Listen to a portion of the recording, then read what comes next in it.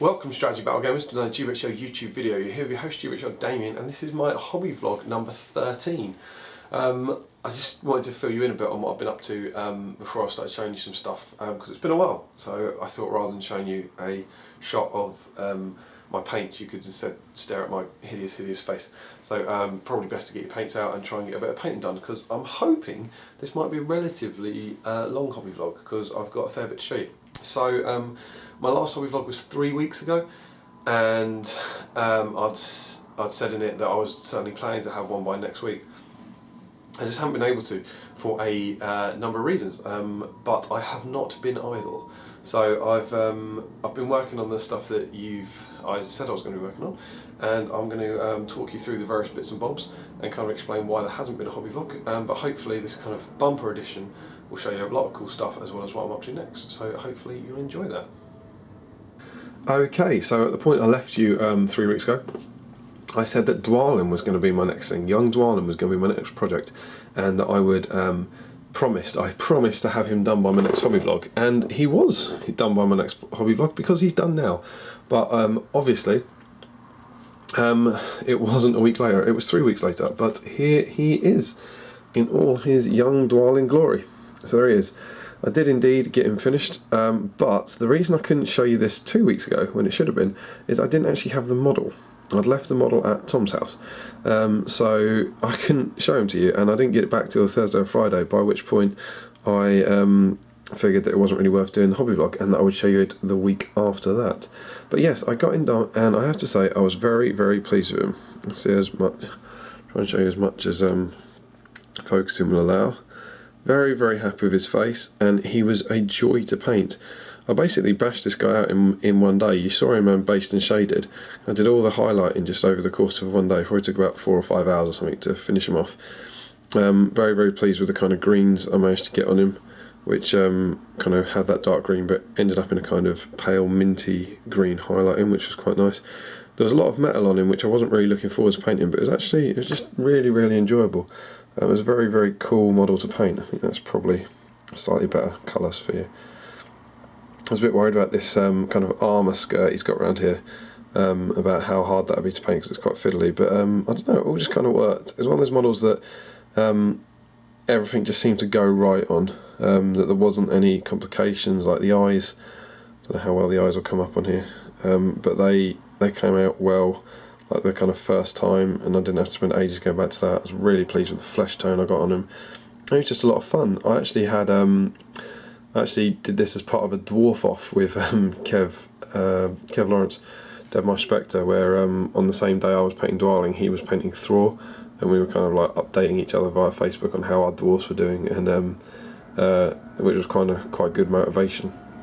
But yeah, it was very, very cool, and I was really pleased to get him done. Shame I couldn't get him done for the doubles when me and Billy took the Battle of Dwarf Army, but he is now done, and he was the last of the 3 dwarfs to be completed. So I hope you like him, and he will now take his place where he belongs. And that, of course, is here with the rest of my army of Thrall. So Dwalin is now the last of the heroes to join the quest. So we now have Dwalin, Thrain, Thrall, Thorin and Balin, and of course a whole host of dwarfs of Erebor. So that is my army of Thrall as it currently stands. So you've seen all these bits and bobs over the past few months, but I've got 6 Grimhammers down the front, and I've got 6 Warriors of Erebor converted from Grimhammers with axe and shield, and then I've got 12 Warriors of Erebor converted from Grimhammers with spear and shield. And that is that, and I've finally finished my 5 heroes who you've seen being painted over the last couple of months, and it's really good to get that kind of project completed. So as I say, that is now finished for the present. The entire army isn't quite finished. I've got a few more bits to add to it over time. So for example, I've got one more box of Grimhammers. Hooray! So I did ultimately want 36 dwarfs. I've currently got 24 done. So these guys here, another wonderful box of these gorgeous models, which are absolutely some of my favourite SBG troop models ever. in the Hobbit All or Rings range, they will be done. You see, these are still shrink wraps at the moment, so they're not on my immediate to-do list. But these 12 Grimhammers will be converted again, just like these guys have been. So the ratio will stay the same. So I'm going to get 3 Grimhammers out of this as standard, and then I'll convert 3 Warriors Variable with axe and shield, and then I'll convert 6 Warriors Variable with spear and shield out of these guys, which will end up giving me a front line of 9 Grimhammers and 9 axe and shield, and then a supporting line of 18 spear and shield. That's the idea. And I still have my little conversion hit kit here, which is full of some Warriors Variable shields and a few metal E-bob axes in there, and then the spears, the North Star spears. Where are the tips? There we go. There's the little North Star spears, which I'll be putting in their hands. So I've got that little kit ready to do at some point, which will give me the kind of 36 dwarves. If you look at the army at the moment, it's very hero heavy. Yeah, there's about, what have we got, 300, 400, about 550 points worth of heroes there, and only 250 points worth of troops. So it does make a 700 point army, but it would be very low on numbers. And obviously, ideally, you'd want at least one more warband of warriors to grab your objectives and so forth. If you think about it, only 24 models, that's really only kind of 2-4 warbands. So, you know, you've actually got kind of 3 heroes there that wouldn't be leading anything. But what I've got is a lot of choice now of which heroes to lead them in various games. And I have to say, I really like Thor. I used Thrain at the weekend, actually, in the Battle for East Riversend, and was really impressed with him. He's definitely overcosted, but he was a great tank on the tabletop. And Thor, I just love the model so very much. It's absolutely stunning. I was really happy with my paint job. So yeah, they'll be coming along, but hopefully getting some more warriors. I'd say that'll be this year that I'll get these guys done. It's on the relatively new to-do list, but I'm not quite sure what. And then the final thing to add to this army will be these guys. Warriors of Dale. You've seen me and Jamie unbox these. I've got 2 boxes of them. They were the point behind this, as I've talked about before. The thinking was that these would be the missile troops of the army, because I have to admit, when me and Billy took this army here, we went to the doubles tournament. We had those 5 heroes and about 50 dwarfs. It was really good, and we did surprisingly well with it. But you did miss having any missile troops, particularly when we fought against Jamie and James Braun. It's GBHL Jamie, where we just basically had to walk towards their army. We had no tactical choice whatsoever, and so a missile troop element could be gathered by gaining this. So the idea would basically be, ultimately, I have 36 converted dwarfs, and I would have 18 archers. So they get 10 in each pack here, and then you get 6 archers, and I'd have to convert the other 12 archers out of the existing sculpts. That would be the big plan. Again, quite when I get to do this, I'm not sure, because it's not on my top of my to-do list at the moment, but that's definitely something that I'll be looking to do again, hopefully this year. And they will of course be led by this chap, Girion, who I've got sitting around, and he's a great model, really like him, and I'd be keen to have him painted up. I've also got a Captain of Erebor lying around somewhere, the Finecast one, which is now out of production. So yeah, I say this project is complete because it's got 24 models and 5 heroes, but I've actually got another 32 models, 32 warriors and a hero to paint up before it's truly complete. But that's just the nature of our hobby. But that, for the moment, is the end of my hobby vlogs focus on dwarfs. Yeah, it's been a lot of fun. I really like the project. It's a really nice army to have, and you'll be seeing a lot of it in the not too distant future. Also, look out at some point for some bat raps between me and Tom, where we're undoubtedly going to be using my Army of Thor army against his new Azog's Hunters and Gundabad's army, which will be lots of fun. So we'll be doing that at some point.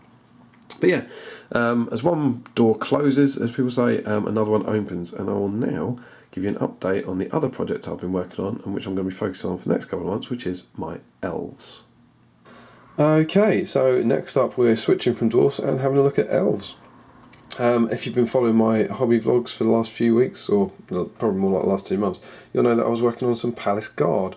I actually started working on these guys on the 11th of February, and they were finished by last Monday. So these should have been in last week's hobby vlog.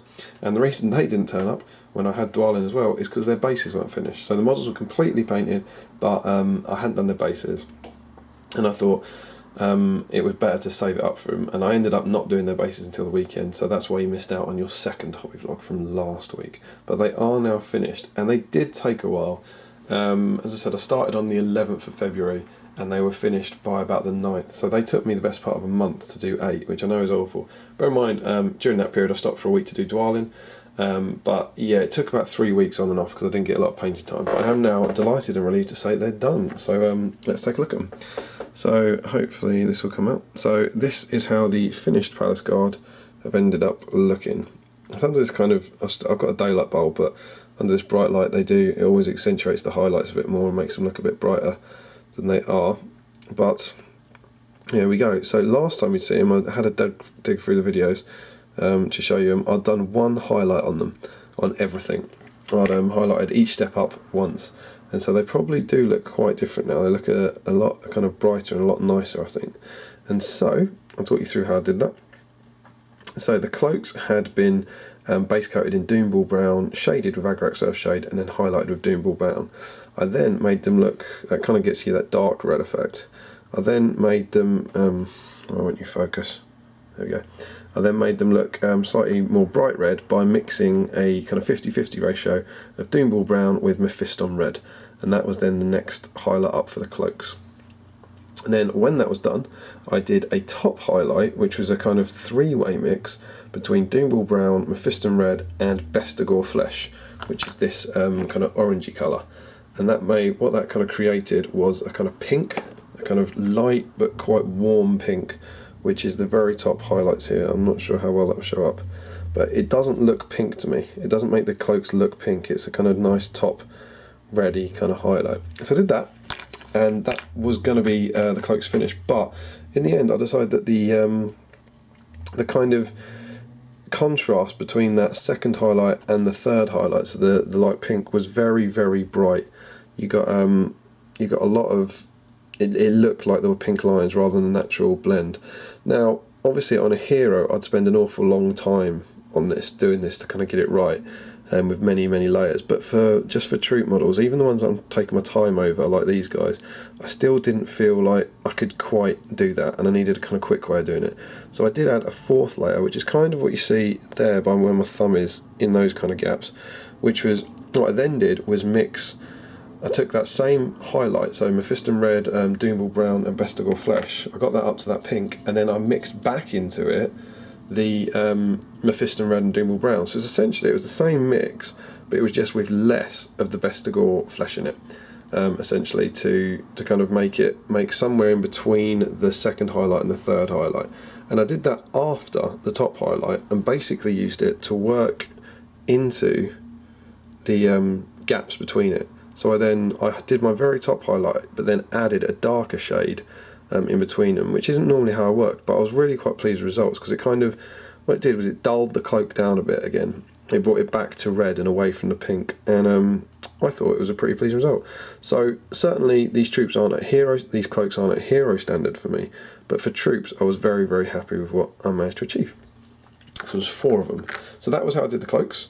A lot of the other stuff's pretty obvious, like the armour was, the kind of leather armour was Rhinox hide based and shaded with Agrax Earthshade, highlighted back up with Rhinox hide, and the kind of paler brown, you can see it on the rim there, that is highlighted up with Gorthor Brown. So I put a bit of that on, which works well. It's one of my favourite colours. And then for the gloves, it was Gorthor Brown highlighted with Baneblade Brown. So that's a kind of colour that I'm very keen on. You can see there those gloves going from Gorthor Brown highlighted up through Baneblade Brown, which again, not quite at hero standard, but very happy with the result for troops. I was pleased with those. Really fond of this guy. I think this guy might be my favourite spearman. It's cool. No, this isn't my favourite spearman, it's the other one. But they're kind of nice models. At the second stage of highlighting, I have to admit I did kind of fall in love with them a bit more. They're very nice models, so I was quite pleased with. You can hopefully see some of the reds coming through in the cloaks there, as opposed to the pink effect. But I can see even on the camera that the light's changing it quite a lot. But hopefully you get the idea. And obviously the final stage to talk about was the armour, which last you saw it had been base coated in Balthazar Gold, washed with Agrax Earthshade, and then highlighted with Gehenna's Gold, which led to a very kind of brassy orangey kind of looking armour, which was cool for that stage, but wasn't the finished effect I was looking for. Remember, I was trying to get the colour scheme from the films. This kind of CGI elves from the films are very, very gold. I'm sure you remember in all the white shots, they look very, very unnatural, I think. Very, very bright gold, and I didn't want to go for quite that bright. I had to kind of mute it down a bit.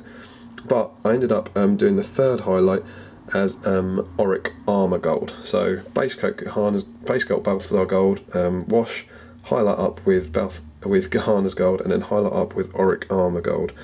And that's what got to this kind of finish. And I have to say, once again, the gold took ages. The gold took about 20 minutes to half an hour per model, which, as you can obviously see, there's 8 models. It takes about 4 hours just painting gold, and it nearly drove me insane.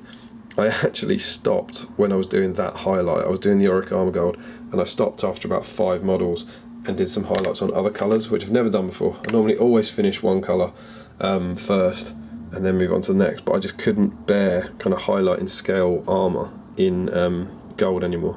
So it has been, every one of these scales has been kind of hand painted, and then all this armour was edge painted, kind of drawn over in Auric Armour Gold. And this guy was the one that I was saying was my favourite spearman. I think this is a really cool pose.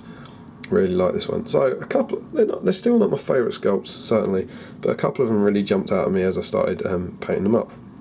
And so I did that with Auric Armour Gold on them, and it looked fine, but my common consensus from my testing committee, which is Emma and Tom, and myself, of course, was that it looked too bright. It looked too much like the film, actually, and it was a bit garish. So what I then did was take this Seraphim Sepia, which is a wash, which is a kind of it looks kind of browny, but it's a kind of goldy wash, and I then painted that very, very lightly over all the plate armour. So let's see if we can get him to focus again.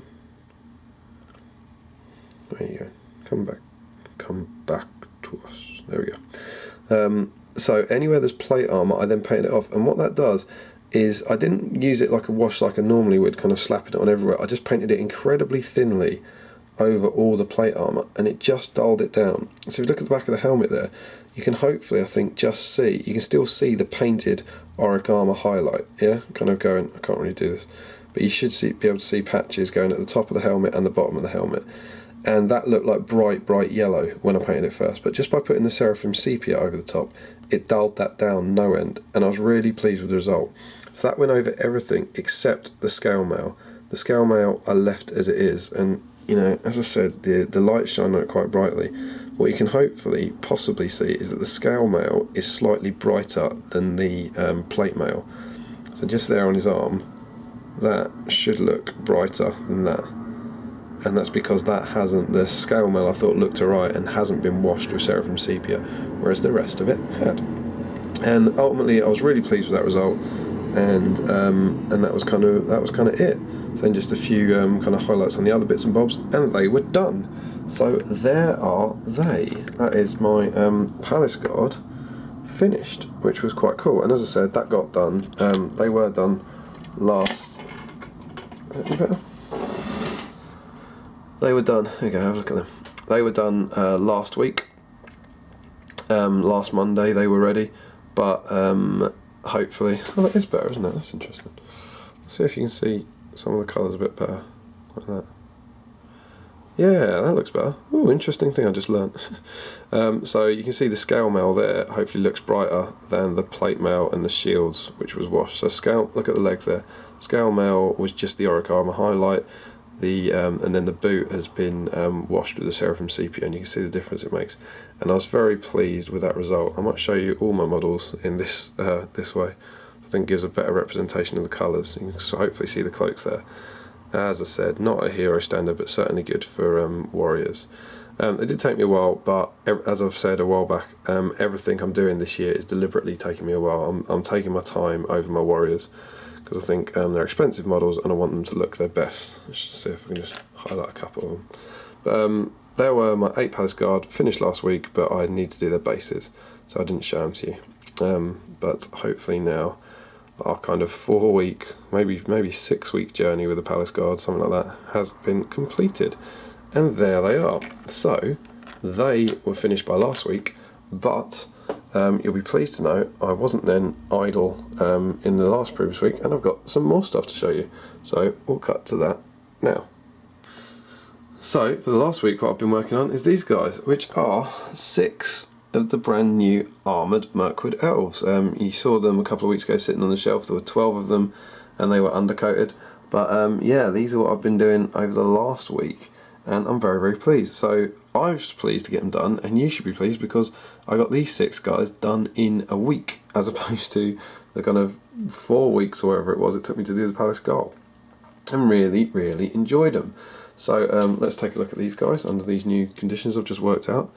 And I love these guys. This guy I noticed incidentally, you'll see when you see the other guys, didn't have a kind of armour piece of his helmet covering his nose. He's just got his nose. You see all the other ones have got a little bit of armour.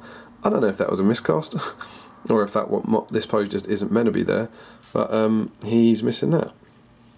So I'd be interested to see what you guys think about that. And here are the cloaks. So obviously, for the most part, these are painted exactly the same as the Palace Guard. The Palace Guard were intended as a kind of test colour scheme that I was really pleased with. I love this guy. This pose is awesome. This model is just wonderful. We'll see on him, hopefully, if he plays nice. Yeah, that he's got that kind of piece of armour over his nose.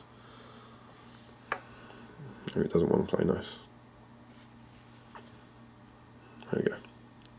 Yeah, they look slightly different to the Palace Guard. They don't have the fancy belts, which is a joy for painting, but they do have these kind of more traditional armoured belts, which were a lot nicer to paint than the kind of golden embroidered thing. And the leather armour is also slightly different, having these kind of straps down the middle. But I have to say, I thought these guys were much nicer to paint. I really like these guys. The sculpts are beautiful, and I really enjoyed doing them. One of the things that's different about these guys to the Palace Guard is the hair. The Palace Guard didn't have any hair on show, so I've done them. That was done with Zandri Dust as a base coat, then Agrat Surf shading like everything else, a highlight of Zandri Dust, and then a final highlight of, which one is it? Baneblade? Is it Baneblade Brown? Oh, I can't see it. Where is it? Baneblade Brown, yeah, it was Baneblade Brown for the final highlight, which I think comes out quite nice. Makes a nice kind of blonde hair effect. There's this guy, another cracking sculpt. Really enjoyed this. Very happy with the faces as well, and the skin tones I was able to get. Again, I'm always a bit kind of dubious about quite how much time to put into troops, but as I've said before, I think before in this video, I want to spend time on these guys. You know, you're paying £5 each for these models, and you want to spend time to make them look good. In years to come, I don't, 5 years down the line, I won't miss the money, but I will be annoyed if these models are painted badly. So yeah, I've taken my time on them, and I absolutely loved them. I really enjoyed doing these guys. Interesting note, I talked you through my, hopefully, probably not, I talked you through how I did my cloaks for my Palace Guard, and I said how I did the Doomball base coat, then Mephiston Red and Doomball highlight, and then I mixed Mephiston Red, Doomball Brown and Bestigor Flesh to make a top pink highlight. Well, I then found that I had this colour, Tuscarora Flesh, which I think Emma got for me as part of the Valentine's Flowers paint pot thing she made for me last Valentine's Day. And it turns out that this is essentially exactly the colour I mixed up for the highlight. So for these armoured guys, after I'd done the Palace Guard, I just painted that colour on as the very top highlight. So wherever you can see the kind of pale pinks on the edges there, that was that colour, and it almost matches the Palace Guard exactly. So that was brilliant, as it saved me a hell of a lot of time kind of mixing paint and that sort of thing. But I then had exactly the same thing as I did with the Palace Guard, that the contrast between the edges was far too big a contrast for my liking. So what I then did this time was mix Tuscarora Flesh with Mephiston Red and Doomball Brown, and that made a kind of like brighter red, which I then painted in between the highlights. So after I'd done the top highlight, I then painted that in. You can hopefully see it working quite well there. And it made a very, very nice kind of blend. And I think, for my money, I was really happy with these cloaks. That last highlight made a huge difference to me in making them look natural. I think they look red as opposed to pink. And I think they look nicely blended, particularly for troops. This guy's another fantastic sculpt. These models are absolutely stunning. I really, really like them. Really, really gorgeous poses. Very, very dynamic. and I used them at the weekend. I managed to use them at Battle of East Riverstead, which was yesterday, of course.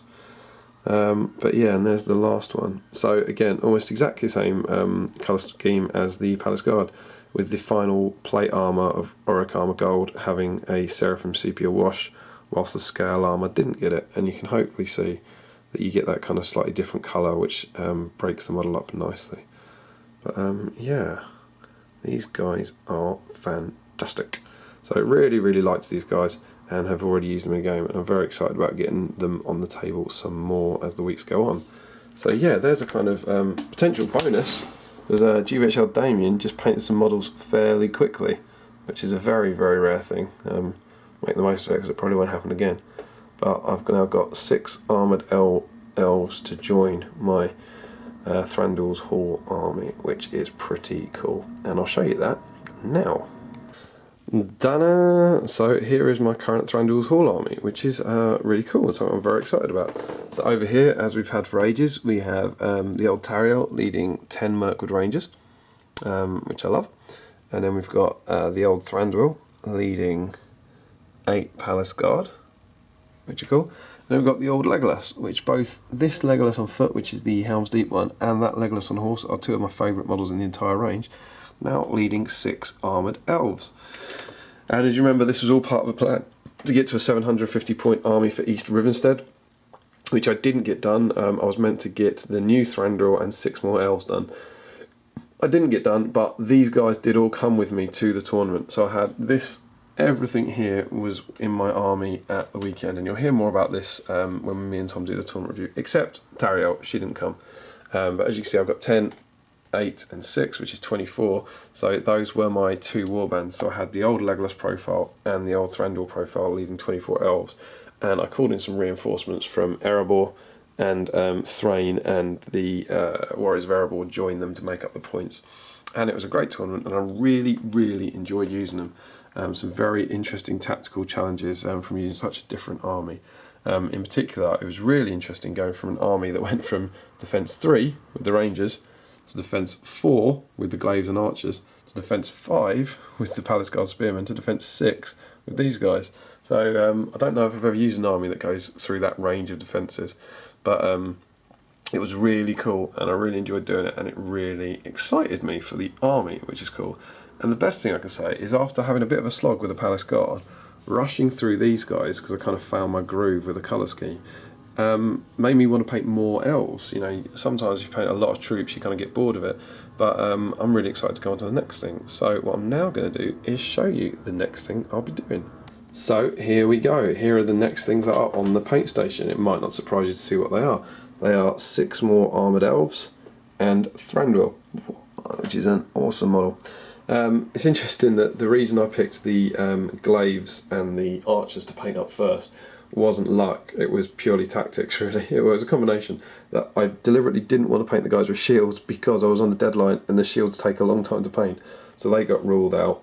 And I was going to paint 6 Glaives because I thought the ones with Glaives aren't going to have the quivers, so they'll be easier to paint, but I decided that I needed the 3 extra elf bows in my army, so I went for that. So that's what made my choice of which 6 to paint. But yeah, I'm quite keen to do these guys, another 6, and kind of hopefully get them done quite quickly. Or I could do Thranduil, and I'm kind of debating between this, and I was pretty resolved to do the 6 elves, but then something arrived in the post that has kind of changed my mind, and that is this little beauty. Check that out.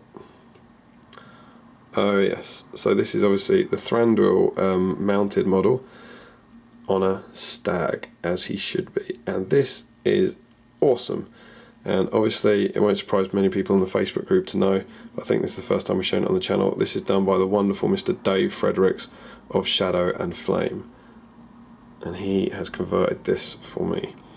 And he does this, he offers this service. He did one for me and Tom to help us out with the magazine, but he offers this service. You can buy the antlers, the metal antlers and the ears, which are kind of cool, for I think it's £5 if you get in touch with Shadow and Flame.